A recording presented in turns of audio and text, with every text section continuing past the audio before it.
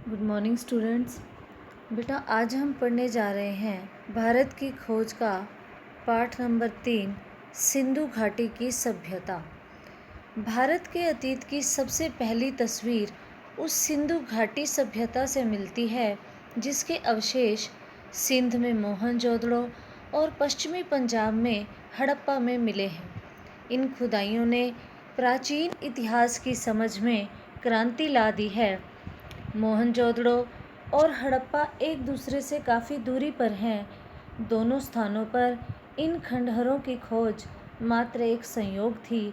इस बात में संदेह नहीं कि इन दोनों के बीच भी ऐसे बहुत से और नगर एवं अवशेष दबे पड़े होंगे जिन्हें प्राचीन मनुष्य ने बसाया होगा।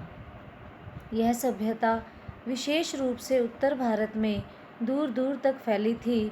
संभव है कि भविष्य में भी इस सुदूर अतीत को उद्घाटित करने का काम हाथ में लिया और महत्वपूर्ण नई खोजें की जाएं। इस सभ्यता के अवशेष इतनी दूर दूर जगहों पर मिले हैं, जैसे पश्चिम में काठियावाड़ में और पंजाब के अंबाला ज़िले में। यह विश्वास किया जाता है कि यह सभ्यता गंगा की घाटी तक फैली थी, इसलिए यह केवल सिंधु घाटी सभ्यता भर नहीं, उससे बहुत अधिक है।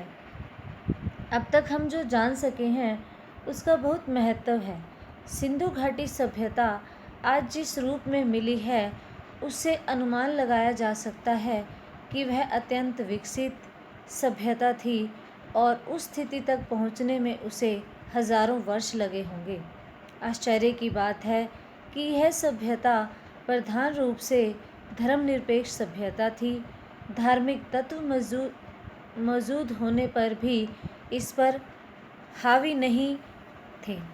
यह भी स्पष्ट है कि यह भारत में बाद के सांस्कृतिक युगों की अग्रदूत थी। सिंधु घाटी सभ्यता ने फारस, मेसोपोटामिया और मिस्र की सभ्यताओं से संबंध स्थापित किया और व्यापार किया। कुछ दृष्टियों से यह सभ्यता उनकी तुलना में बेहतर थी। यह एक ऐसी नागर सभ्यता थी जिसमें व्यापारी वर्ग धनाढ्य और उसकी भूमिका महत्वपूर्ण थी। सड़कों पर दुकानों की कतारें थी। दुकानें संभवतः छोटी थी और साथ ही साथ यह भी माना जाता है सिंधु घाटी सभ्यता और वर्तमान भारत के बीच समय के ऐसे कई दौर गुजरे हैं जिनके बारे में हम बहुत कम जानते हैं। वैसे भी इस बीच असंख्य परिवर्तन हुए हैं, लेकिन भीतर ही भीतर निरंतरता की ऐसी श्रृंखला चली आ रही है जो आधुनिक भारत को 6-7 हज़ार पुराने उस बीते हुए युग से जोड़ती है जो संभवतः सिंधु घाटी सभ्यता की शुरुआत हुई थी। यह देखकर अचरज होता है कि मोहनजोदड़ो और हड़प्पा में कितना कुछ ऐसा है जो हमें चली आती परंपरा और रहन सहन की, लोक प्रचलित रीति रिवाजों की, दस्तकारी की, यहाँ तक कि पोशाकों के फैशन की याद दिलाता है। यह बात दिलचस्प है कि भारत अपनी कहानी की इस भोर बेला में ही एक नन्हे बच्चे की तरह नहीं बल्कि अनेक रूपों में विकसित सयाने रूप में दिखाई पड़ता है। वह जीवन के तौर तरीकों से अपरिचित नहीं है। उसने कलाओं और जीवन की सुख सुविधाओं में उल्लेखनीय तकनीकी प्रगति कर ली है। उसने केवल सुंदर वस्तुओं का सृजन ही नहीं किया बल्कि आधुनिक सभ्यता के उपयोगी और ज़्यादा ठेठ चिन्हों, अच्छे हमामों और नालियों के तंत्र का निर्माण भी किया है। इसके बाद विषय आता है आर्यों का आना। सिंधु घाटी सभ्यता के ये लोग कौन थे और कहाँ से आए थे, इसका हमें अब भी पता नहीं है। यह संभावना भी है कि इनकी संस्कृति इसी देश की संस्कृति थी। उसकी जड़ें और शाखाएं दक्षिण भारत में भी मिल सकती हैं।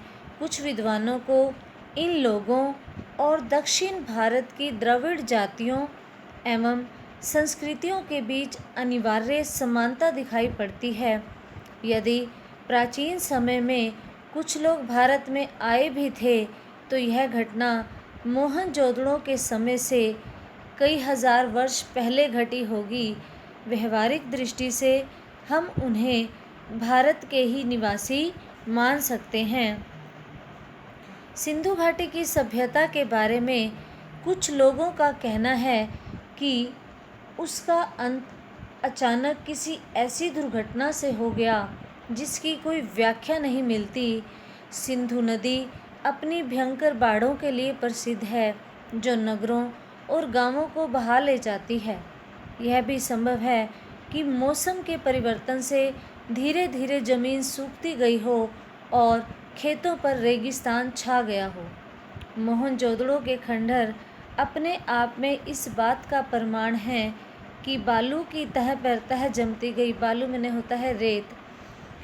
रेत की तह पर तह जमती गई, जिससे शहर की ज़मीन की सतह ऊंची उठती गई और नगरवासियों को मजबूर होकर पुरानी नींवों पर ऊंचाई पर मकान बनाने पड़े। खुदाई में निकले कुछ मकान 2 या 3 मंजिले जान पड़ते हैं। वे इस बात का सबूत हैं कि इस तरह के ऊंचे उठने के कारण समय समय पर उनकी दीवारें भी ऊंची उठाई गई हैं।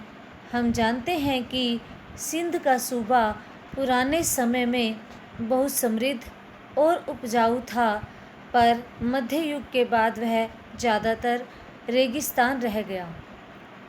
इसलिए यह मुमकिन है कि मौसमी परिवर्तनों ने उन इलाकों के निवासियों और उनके रहन सहन की पद्धति को प्रभावित किया हो। लेकिन मौसम के परिवर्तनों का प्रभाव दूर दूर तक फैली इस नागर सभ्यता के अपेक्षाकृत छोटे से हिस्से पर पड़ा होगा। हमारे पास इस बात पर विश्वास करने के कारण तो हैं कि यह सभ्यता गंगा घाटी तक या संभवतः उससे भी दूर तक फैली थी, पर इस बात का फैसला करने के लिए हमारे पास पर्याप्त आंकड़े नहीं हैं। वह बालू जिसने इनमें से कुछ प्राचीन शहरों पर छाकर उन्हें ढक लिया था, उसी ने उन्हें सुरक्षित भी रखा, जबकि दूसरे शहर और प्राचीन सभ्यता के प्रमाण धीरे धीरे नष्ट होते रहे और समय के साथ साथ खंड खंड हो गए, यानी कि टुकड़े टुकड़े हो गए। इसके बाद प्राचीनतम अभिलेख, धर्म ग्रंथ और पुराण। सिंधु घाटी सभ्यता की खोज से पहले यह समझा जाता था कि हमारे पास भारतीय संस्कृति का सबसे पुराना इतिहास वेद है। वैदिक युग के काल निर्धारण के बारे में बहुत मतभेद रहा है। यूरोपीय विद्वान प्राय इसका समय बहुत बाद में मानते हैं और भारतीय विद्वान पहले। आजकल अधिकांश विद्वान ऋग्वेद की ऋचाओं का समय ईसा पूर्व 1500 मानते हैं, पर मोहनजोदड़ो की खुदाई के बाद से इन आरंभिक भारतीय धर्म ग्रंथों को और पुराना साबित करने की प्रवृत्ति बढ़ गई है। वस्तुतः यह हमारे पास मनुष्य के दिमाग की प्राचीनतम उपलब्ध रचना है, यानी कि प्राचीन समय में भी जो रचना की गई उसमें भी मनुष्य की ही भागीदारी रही है। मैक्स मूलर ने इसे आर्य मानव के द्वारा कहा गया पहला शब्द कहा है।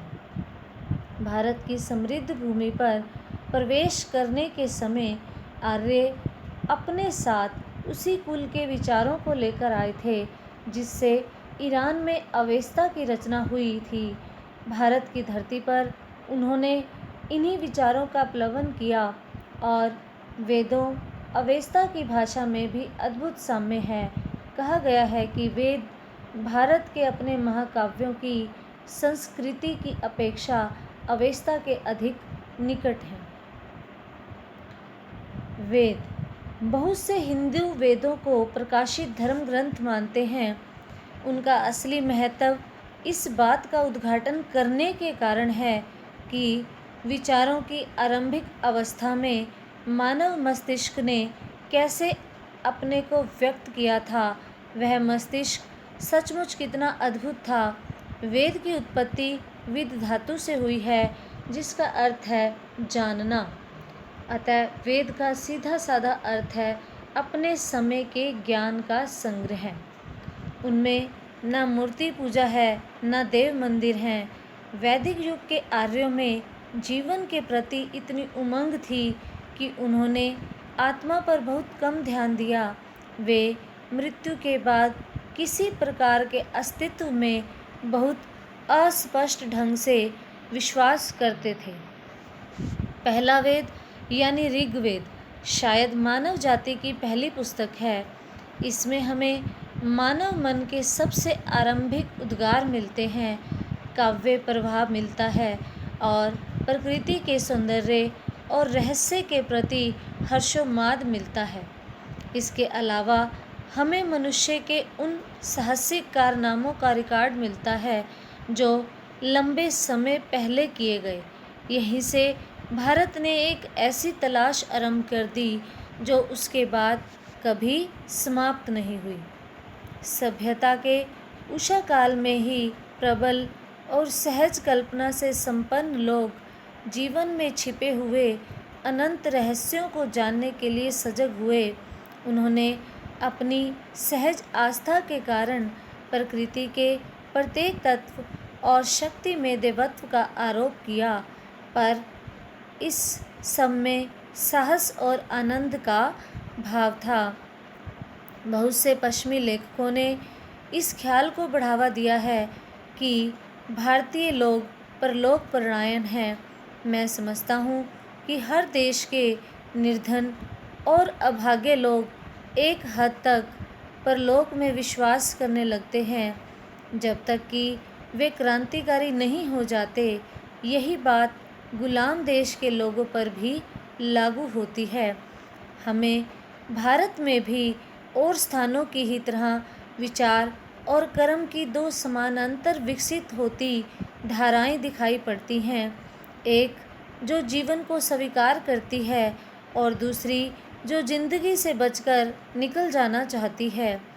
अलग अलग युगों में कभी बल एक पर होता है और कभी दूसरी पर, परंतु इतना निश्चित है कि वैदिक संस्कृति की मूल पृष्ठभूमि परलोकवादी या विश्व को निरर्थक मानने वाली नहीं है। जब भी भारत की सभ्यता में बहार आई, तब ऐसे हर दौर में जीवन और प्रकृति में लोगों ने गहरा रस लिया, जीने की प्रक्रिया में आनंद लिया। ऐसे ही युगों में कला, संगीत और साहित्य, साथ ही गाने नाचने की कला, चित्रकला और रंगमंच सब का विकास हुआ। इस बात को ग्रहण करना मुमकिन नहीं है कि कोई संस्कृति या जीवन दृष्टि जिसका आधार पारलौकिकता हो या जो विश्व को व्यर्थ मानती हो, वह सशक्त और विविधतापूर्ण जीवन की अभिव्यक्ति के इतने रूपों की रचना कर सकती थी। कोई संस्कृति जो बुनियादी तौर पर पारलौकिकतावादी होगी, वह हजारों वर्ष तक बनी नहीं रह सकती।